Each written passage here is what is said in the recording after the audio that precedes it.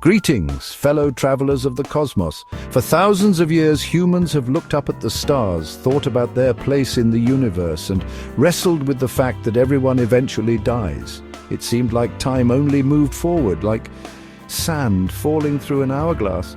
But what if I told you that our ideas about time, life, and death might be about to totally change? What if the age-old dream of living forever, something that used to be just a myth, is now something science can actually achieve? Come with me as we explore the amazing things humans can create, looking at incredible technologies that might just hold the secret to never dying. Buckle up, it's going to be an amazing journey. Greetings, fellow travelers of the cosmos. For thousands of years, humans have looked up at the stars, thought about their place in the universe, and wrestled with the fact that everyone eventually dies. It seemed like time only moved forward, like sand falling through an hourglass. But what if I told you that our ideas about time, life, and death might be about to totally change? What if the age-old dream of living forever, something that used to be just a myth, is now something science can actually achieve? Come with me as we explore the amazing things humans can create, looking at incredible technologies that might just hold the secret to never dying. Buckle up, it's going to be an amazing journey. Let's start by jumping right into the digital world, where the line between science fiction and reality gets blurry really fast. Picture this: your memories, your personality, everything that makes you, downloaded and saved on a computer. A digital copy of you that looks and acts just like you but without a real body.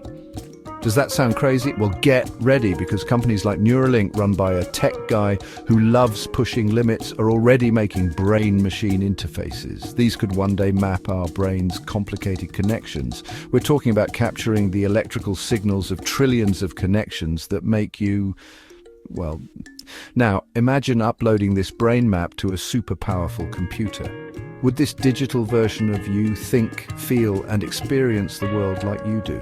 Could it think for itself and grow beyond the copy of your mind that was uploaded? And the biggest question, would it still be? This technology brings up huge ethical questions. Who would own your digital mind? Could it be copied, erased, or even held for ransom by hackers? And if your digital self could live forever, would that make our real lives seem less important? Philosophers have thought about these things for a long time, but now these aren't just what-ifs. They're real problems we might face soon. We're living in the digital age, and it's changing everything about life as we know it. But before we upload our minds to the internet, let's look at another way humans are trying to live forever: by changing our genes. Since the beginning of civilization, humans have searched for the fountain of youth, a magical drink that promises to let us live forever. Well, guess what? The real fountain of youth might be inside us all along, in our very own DNA. Scientists have discovered a powerful tool called CRISPR, which allows them to make very precise changes to our genes. It's like having tiny scissors that can cut and paste parts of our DNA. Imagine being able to cut out the parts of our DNA that cause diseases, or even the parts that make us age. What if we could repair our cells at the tiniest level, stopping aging in its tracks, or even reversing it? That's the kind of future we're talking about. Scientists have already figured out how to make mice live longer by changing something called telomeres. These are like little caps on our DNA that get shorter as we age. Could we use the same tricks to slow down or even reverse aging in humans? It's a possibility. But changing the very essence of life brings up some serious questions. Will everyone have access to these life-changing technologies, or will it create a bigger gap between the rich and the poor? And what about the unexpected consequences of messing with our genes? Could it harm future generations? These are not easy choices to make. As we unlock the secrets of our DNA, we have to be careful, smart, and respectful of the delicate balance of life. Now let's move from the tiny world of genes to something a bit bigger: artificial organs and cybernetic enhancements. Buckle up, things are about to get really exciting. Chapter 3: Artificial Organs, a Hybrid Future, Human and Machine. Imagine a world where a failing heart, a diseased liver, or kidneys that don't work aren't a death sentence anymore. Think of them more like a flat tire on a car, something you can easily replace. That's the promise of artificial organs. It's a field that's growing super fast thanks to new discoveries in bioengineering and 3D printing. Scientists are already making working organs in the lab, like hearts that beat and kidneys that filter. They're even using a patient's own cells to make the organs so their bodies won't reject them. As 3D printing gets better, we can imagine a future where we can print custom-designed organs whenever we need them, ready to be put into a person's body with very little surgery. But why just replace broken parts? What if we could make our bodies even better than they are naturally? What if we could combine our bodies with machines, mixing biology and technology? Welcome to the world of cyborgs. Super advanced prosthetic limbs that people can control with their minds are already helping people who have lost arms or legs to move and live more independently. But this is just the beginning. Imagine computer chips in your brain that make you smarter, bionic eyes that let you see again, or even robotic suits that give you super strength. It's getting harder to tell the difference between humans and machines, and that makes us wonder, what does it really mean to be human? Will we be excited about becoming cyborgs, or will we want to stay the way we are naturally? The choice, my friends, might be up to us soon, but for those who like a more relaxed way to live forever, let's explore the freezing world of cryonics. Chapter 4.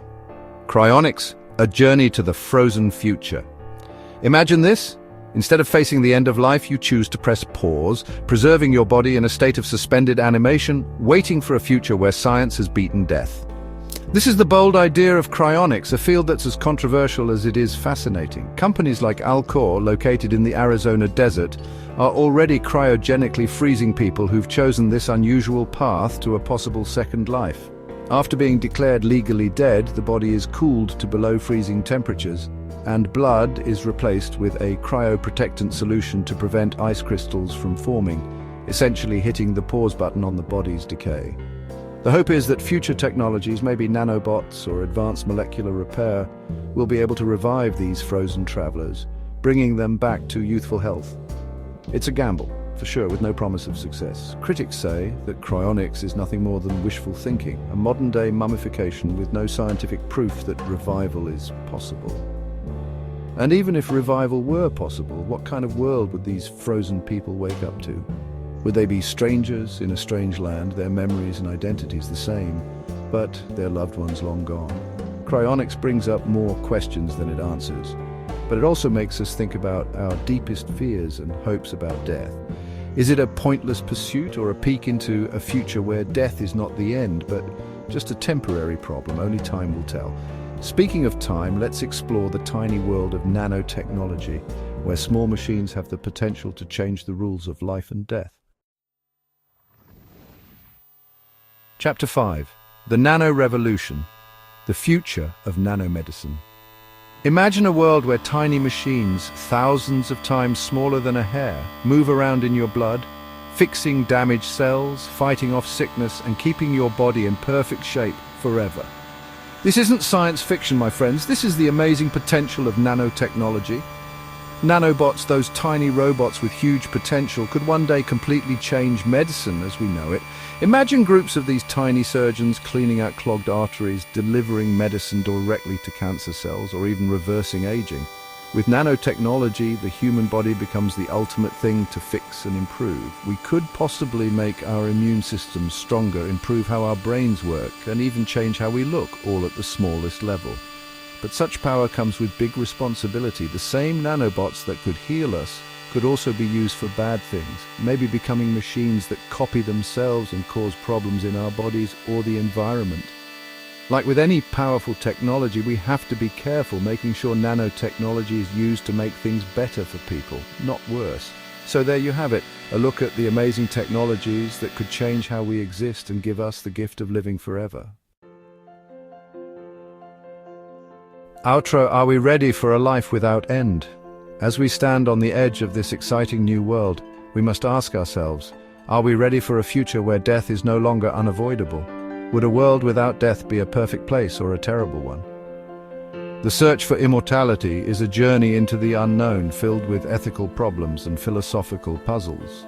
It challenges our understanding of what it means to be human, to experience all of life, from happiness to sadness, from birth to death. What are your thoughts on this big mystery? Would you want a life without end, or is it the short nature of our existence that makes life so valuable? Share your thoughts in the comments below and let's explore these important questions together.